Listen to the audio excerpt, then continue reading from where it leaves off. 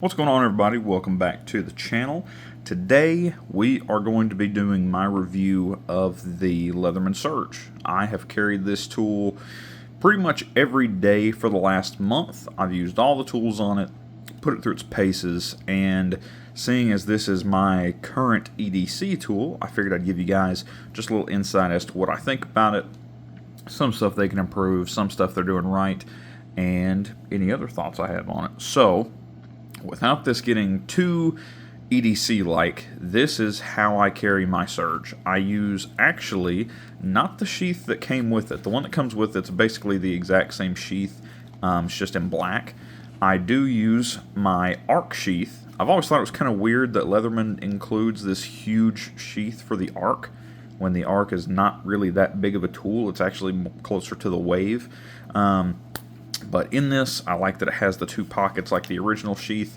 The only reason I use this is because I like the gray a bit more than the black, and I like this rubberized Leatherman logo. So how I carry everything in here, I have just a little flashlight I keep, and this, I've mentioned before, is the first Leatherman I have ever sheath carried.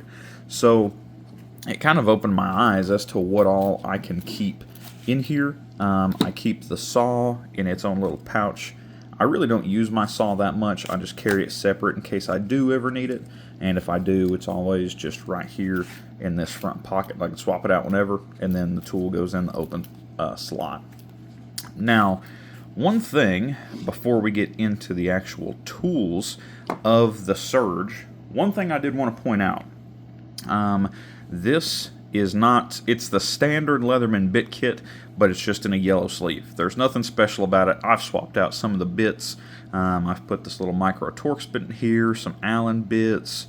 I've actually got some Allen bits over here. So I haven't changed it that much, but one thing I did want to mention, this comes as a full bit kit from Leatherman. It's one of their little free birthday gifts if you're a Leatherman insider. I keep the other half of it over here in the pouch that came with the Surge.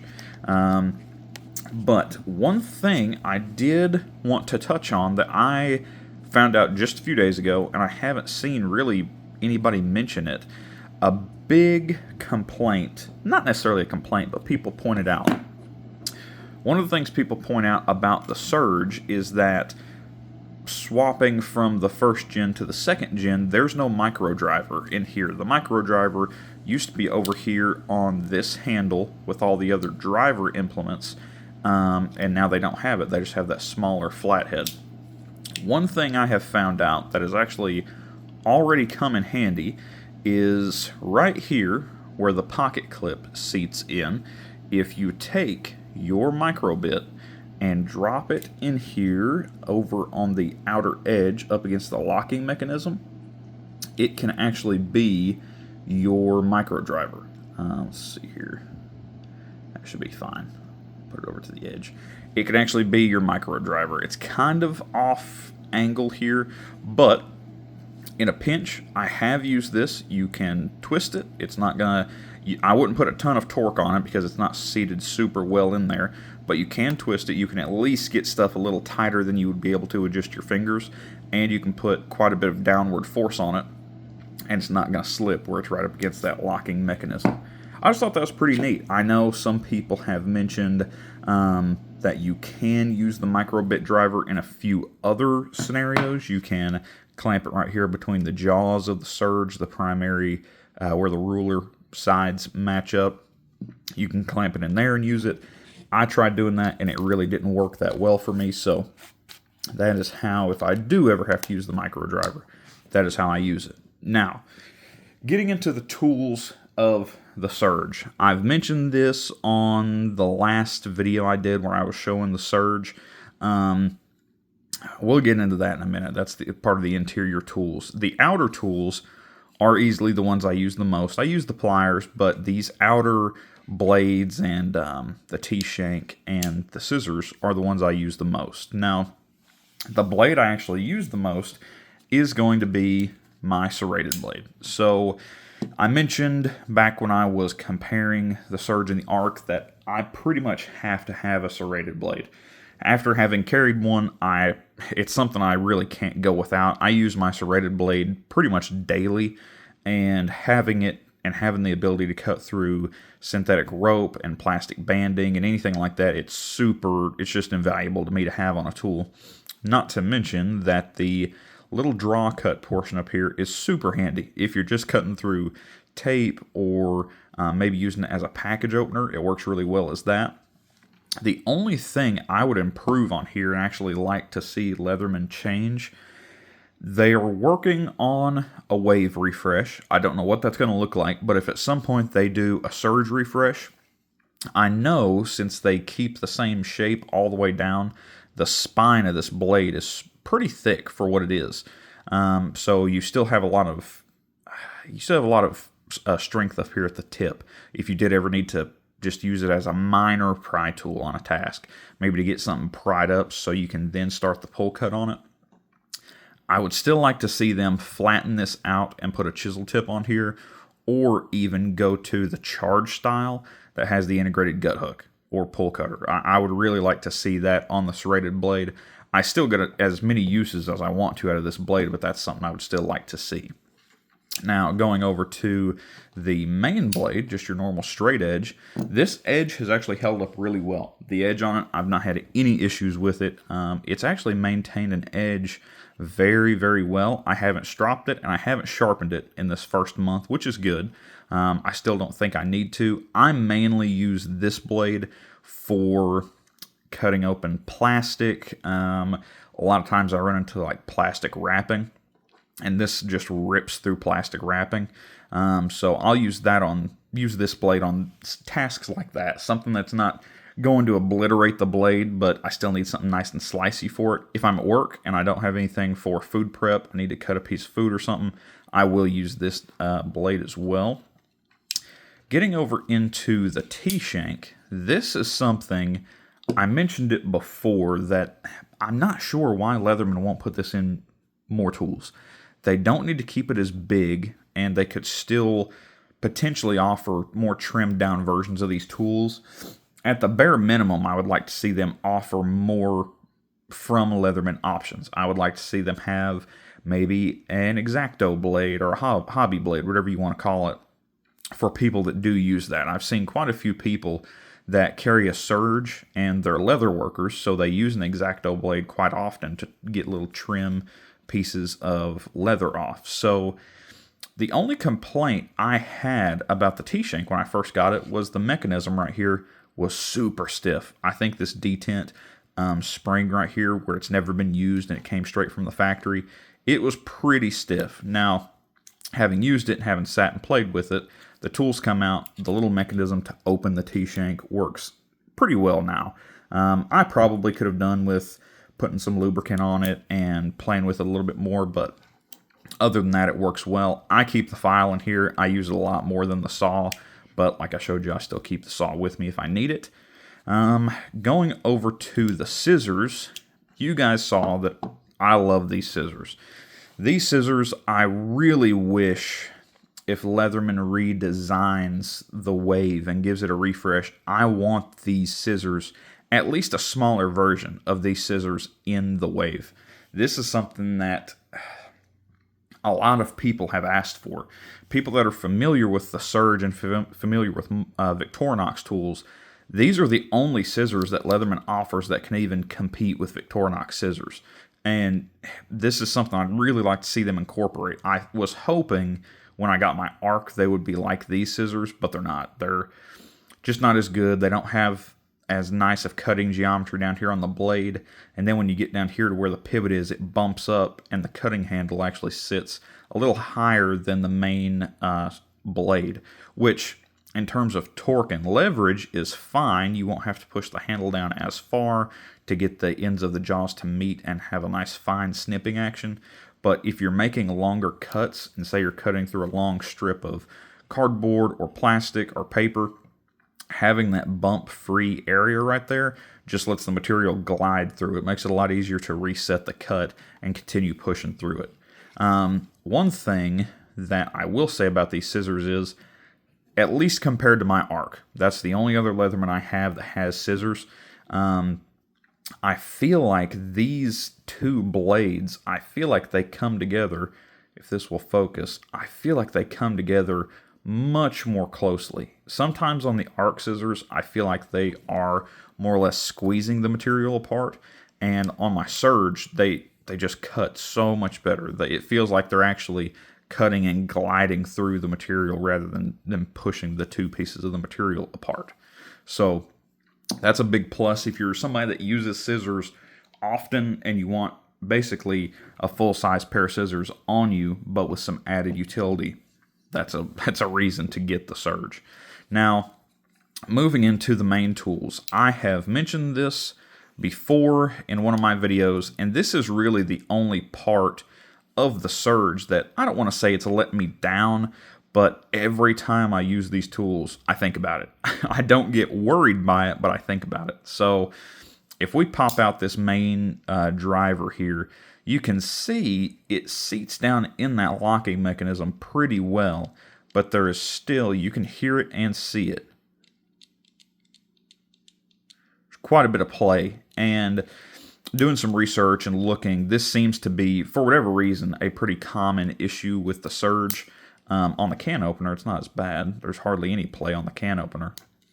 Now, I have used these tools. I've really wrenched down on that bit driver, and I've used the can opener. From what I understand, where the Surge, it's an older style locking mechanism. They still use something similar to the Wave, but where the Wave is smaller and the locking mechanism is more compact, it seems to work a little bit better, at least in terms of quality control. Where this locking mechanism on the Surge is so much bigger, and it really hasn't been changed since 2013 when the tool first came out. This falls down to just a QC issue with Leatherman. Like I said, it's a common issue, and I probably should send it back in and get a new one. But I'm not all that worried about it. The tools haven't collapsed on me. They've never broke over while using them, so I'm not worried about it. But from what I gather, right down in here where the spring mechanism sits under this little push tab, a lot of times on these bigger tools, it's not properly tensioned. So what that means on these tools is you can pop these tools out just by bumping the handle. So if you bump the handle, the tools are going to pop out. I would say that's probably about a quarter of the way into deployment. And once it gets out here, there's plenty of resistance on the tools. And they actually, if you pull them out, they pop back into place. So using the tool in practice, it's not that big of a deal. You just have a little clicking noise when using the tool. Now, going over into, this is kind of the the redundant side of the tool, in my opinion. I have used all these tools. I like using all these tools, but this small driver right here, it seems very, very redundant to me. I don't know why Leatherman swapped out the micro driver in exchange for this. I've used it. I've actually used it as a pry tool, and using it as a driver works really well. It's a nice driver. It comes down to a super narrow taper right here to fit into some smaller fasteners, but I just don't get it. I wish they would swap this out. It's a very common mod where people swap this out with the micro driver because they're pretty close in width. So I don't know. That's something I feel like they need to go back to, because I feel like more and more people are using, if they're not using dedicated glasses, they're using something that has little small fasteners, and the micro driver could really help with that. The big 1/4 inch flathead here, I've used this quite a bit. It works exceptionally well on like electrical panels, and using it as a pry bar, it works pretty well. I try not to pry with it because it's a common failure point on the Surge. I mentioned before that the pry bar on the Arc is actually quite a bit more robust just in terms of how much material is there, but no complaints. It's worked and it's done everything I need it to do. Now this is easily my favorite tool on this handle of the Surge. This awl, I wish they would put something like this in the other tools. I think the Signal has something kind of similar, but it's not as long. This awl is something why they don't incorporate this style into more tools is kind of beyond me. this little reaming edge right here, it's not so sharp that you could really cut yourself on it, but it is sharp enough to ream an edge and make it a nice insertion point for another piece of material. I've tried this out on electrical conduit, and I've seen that a lot of people like using this on PEX tubing, just to make the fitments a little better, and it seems to work flawlessly. I have only seen a few people break this awl. Maybe they were down in there reaming out an edge and it got hung up and they tried to break it loose and it snapped the awl off. But other than that, this awl is awesome. Works good as a package opener. No complaints there. So getting into the pliers, these have actually loosened up a lot more than I thought they would in the first month of me having it. They're not going to be just kind of like a free hanging handle like the Arc, but these pliers have worked well. They've been just a good, strong, sturdy, hard use set of pliers. The only thing I have noticed with these, comparing it to other Leathermans I have, and I don't think it's just particularly the Surge. I think it comes down to these cutters, which a lot of people have complained about before. I'm heavily considering getting a pair of EOD cutters for this because I don't run into a lot of hard, like super hard wire. And if I do, there is a harder stranded wire cutter down here built into the handles. So I'm really considering getting a pair of Super Tool 300 EOD cutters and slapping them in here and just making this just a much more better set of wire cutters. If I can get this to focus, and this is going to be very hard to show, these cutters, they don't slide together as close as they should. They more or less, and these aren't dedicated wire cutters or wire strippers, they more or less push the material apart rather than slicing through it, which is fine. It's not something, if you are cutting wire all day, every day, like say you're an electrician or something, a Surge is just going to be your backup. It's probably not going to be your primary stripping alternative. So I don't know. It's something I wish they would go back to and revisit the cutting geometry of these. Now, one thing I will say is having the longer handles on here, if you are cutting through a harder wire, the extra torque you can get down here at the bottom of the handles is nice. You can really clamp down on it and just pop through that wire. Still, if you're comparing it to a Super Tool 300, like an EOD or something like that, it's kind of a night and day difference. But it's just something to pay attention to. If you need a really good pair of wire cutters, these work really well in a pinch, but wouldn't use them all the time. And going back to the reaming conversation, I have tried this as well. These sharper edges up here on the plier head of the Surge, these, Leatherman doesn't list it as a tool, but where the plier head of the Surge has a more aggressive geometry to it and they're thicker and bulkier, you can use these as reaming tools. If I think this could handle up to, like, I've used it on 1-inch electrical conduit and reamed that out to get us a better fitment for some other material. It works well. I assume it would hold up nice in the long run. I haven't tried it on any kind of steel pipe or anything like that, but I know for electrical conduit it works pretty well. So, and that was Schedule 40, if you guys are familiar with electrical conduit. Getting down into the crimpers and stranded cutters, the hard stranded cutters, I haven't used the hard stranded cutters much. The crimper, I've used it just in testing. I haven't used it in any kind of practical application. I had 2 pieces of wire here, and the only thing I can speak to for it is kind of going back to the wire cutting conversation, where you have the extra length down here on the handles. You can really get down here, and once that gets seated well into that crimper, you can really just crimp down onto it and squeeze that connection together. So that's good.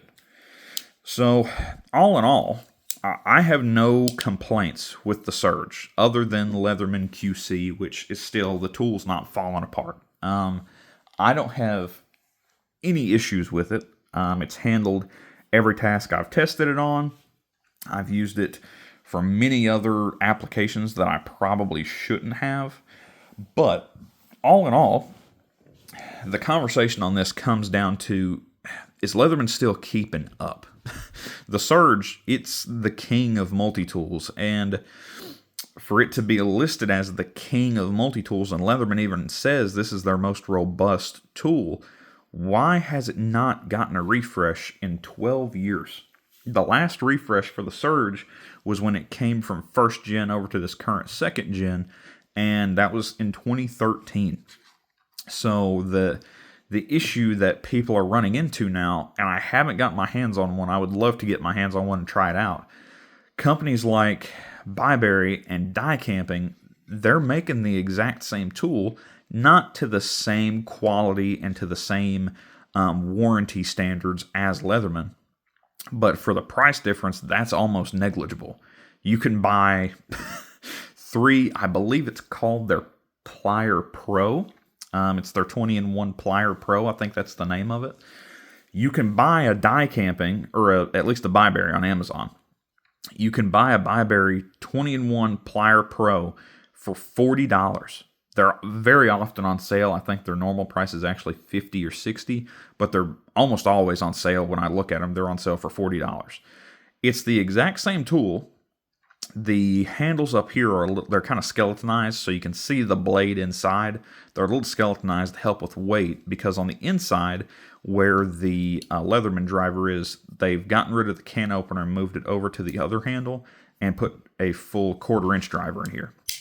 So I don't know. I think, like I mentioned, Leatherman's doing the Wave refresh at some point during this year.